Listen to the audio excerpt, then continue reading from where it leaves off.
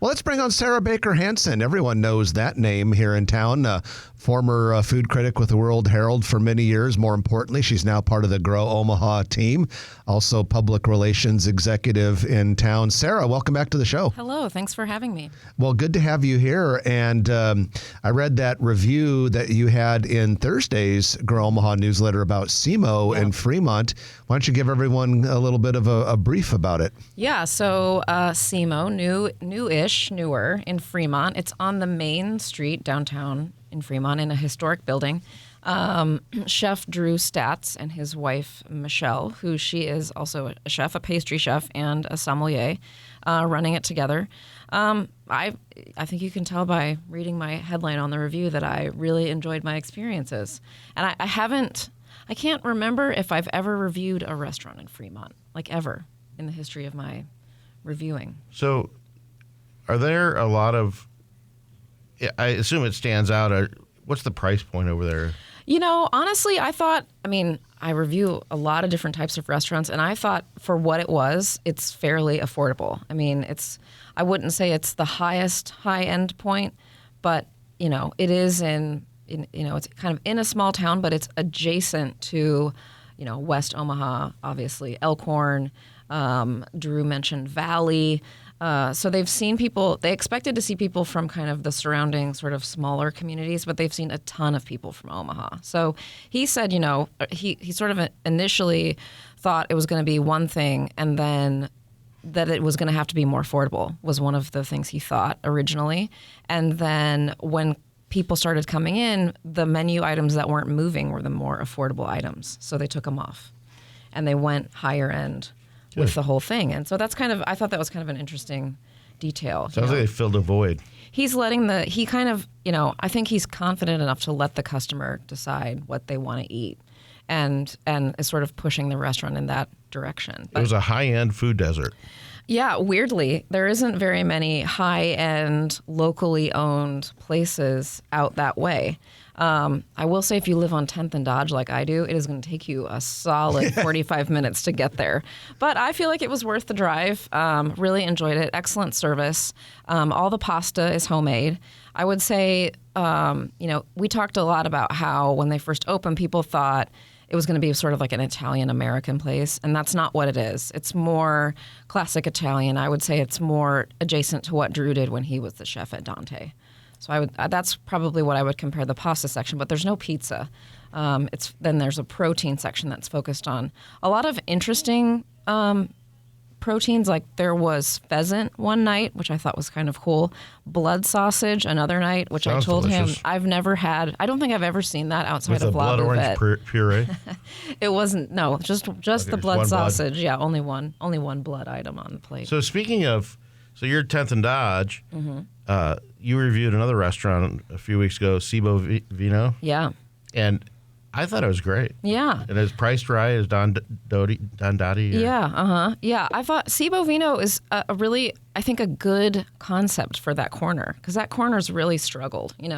We talk Passport. we talk about spots in the city, and there's spots all over the city that have this sort of like moniker of being cursed, like nothing can survive there. And I feel like that spot, I think I counted back in time before it became SEMO Vino, I think has been 4 or 5 different restaurants. I remember Jay's on Jackson. Jay's on Jackson was there. There were a couple other really short-lived ones that like opened and closed before I ever even got to go.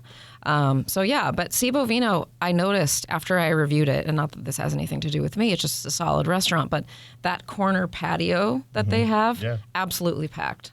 And I've always thought that's such a cool space and a neat kind of patio and a neat bar area. Like if something cool opened in there, which I think it has, I'm glad to see it successful. The Old Market needs more kind of reliable spots like that. So we're talking with Sarah Baker Hansen, who writes Grow Omaha Eats restaurant reviews. And Sarah, I'm curious. We report so many new restaurants that open here on Grow Omaha.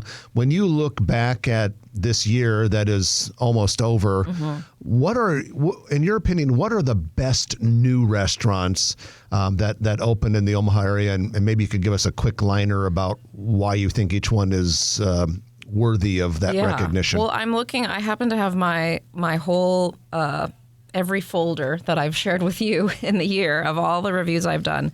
And I would say, some of my favorites that I reviewed this year, definitely Kanara, the Indian place that I reviewed in nice February. people as well. Super nice people. Regency. Really interesting food, a really cool space. I love that that the chef there, Ashish, is making so many dishes that are from the part of India where he's from. And I think one of the really cool things that he started doing is a chef's table. So it's sort of like a multi-course meal at this big shared table in the back of the restaurant, and that's where he really, I think, even goes one level deeper into his familial, tastes and sort of like dishes that I, as a diner, when I went, had legit never even heard of, let alone eaten. So it's a community table. Like, it's you don't know everybody there at the beginning of the meal. So you meet new people, you get to try these new foods. Ashish comes out and sort of talks about, his family and some of these dishes and what they mean to him. So it's a really cool kind of personal chef experience in Omaha. So I really like that.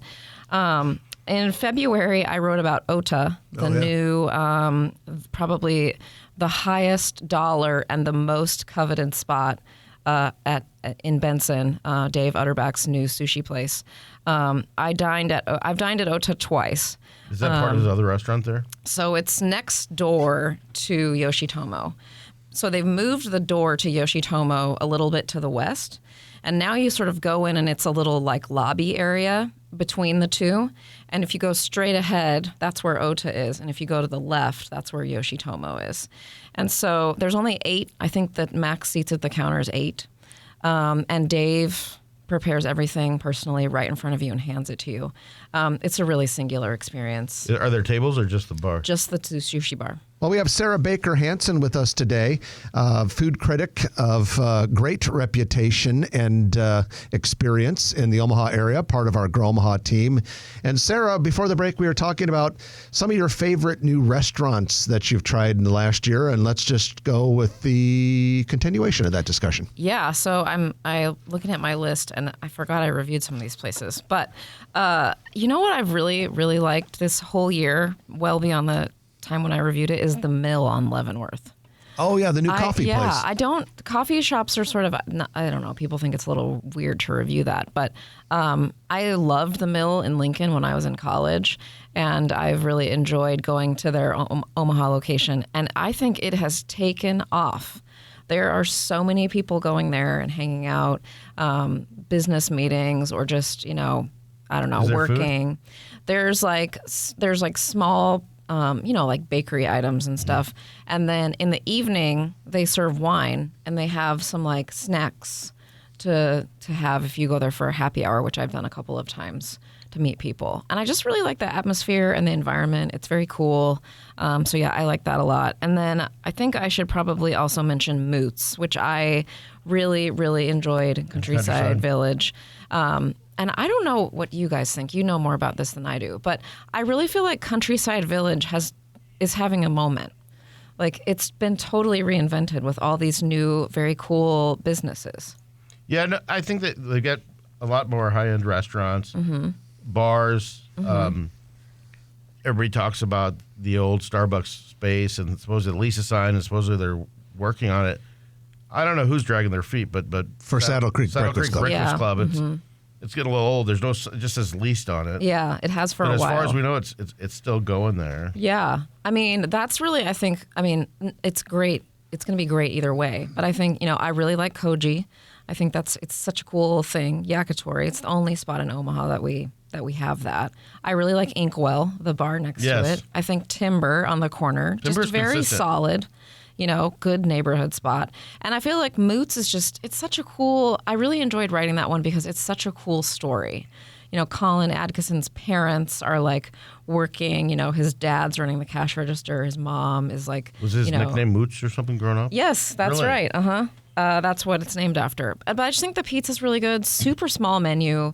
Really focused What type on exactly. Of pizza? It's sort of like a thin crust, but it has this really bubbly, puffy, crunchy, airy edge, which I really, really like. I liked Moots when it was at the food truck, and I was so excited to hear that it was opening, and then I waited like a year. We all did for it to open. And I think that was just a really fun and exciting opening. Little tiny, it's literally a mom and pop and son place. Does Sarah Baker Hansen enjoy food trucks?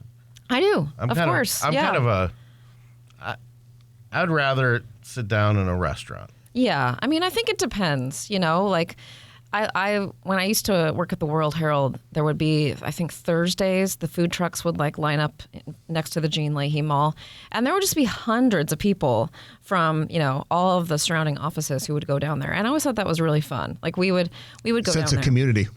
Yeah, for sure, and it's fun to sort of see what the new food trucks are and kind of who's starting up and what types of food they have. Sarah, as we look into the future, where are the holes in the Omaha restaurant scene?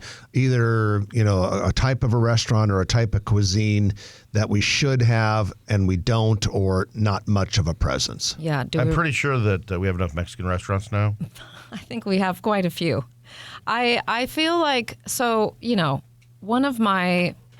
one of my things that I've talked about for a long time, and I think it's gotten a little bit better, but I really think that Omaha could do a better job with barbecue. I think, you drive a couple hours down to Kansas City and like your mind is blown by how good the barbecue is. And then you come home and you're just like, why is there no person who is doing that level of barbecue in Omaha? I think Porky Butts is doing them pretty big. Yeah, and I think Porky Butts is like the name that always comes up. I just think we could do a little bit better. I think another sort of like interesting thing, and one of the reasons I reviewed the spot in Fremont was that so many people always talk about how West Omaha is like dominated by national chain restaurants, and there needs to be more kind of like locally owned places. And I think, the success of places like Dante, for example, just like is killing it. Right. It's a good example of, what people are hoping for and wanting more of. And so I think I think that's a real hole. There could be more kind of places that would open that are that style of restaurant, not necessarily Italian, but just locally owned, chef-driven restaurants in West Omaha. And I start to hear about more of those. So I think it'll be really interesting next year.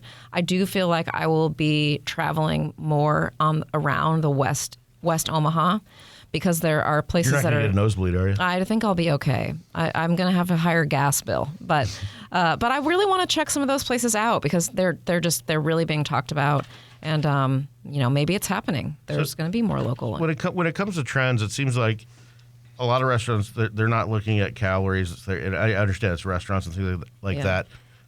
Untamed Kitchen down at 15th and Farnham just entered the market a few weeks ago, and it's had great feedback, and I've been down there a few times. It's Alex Harrington and Clayton Chapman, who was with Grey Plume and Pickleman's.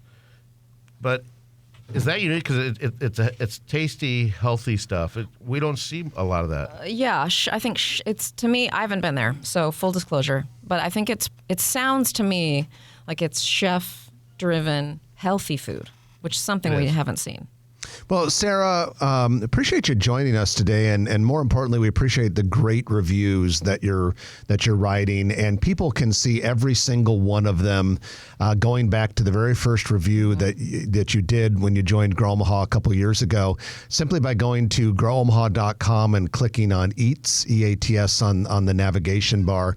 Do you want to give us a quick hint about a couple places that might be reviewed in the next couple months? Well, I have one that I'm very excited about to end the year on.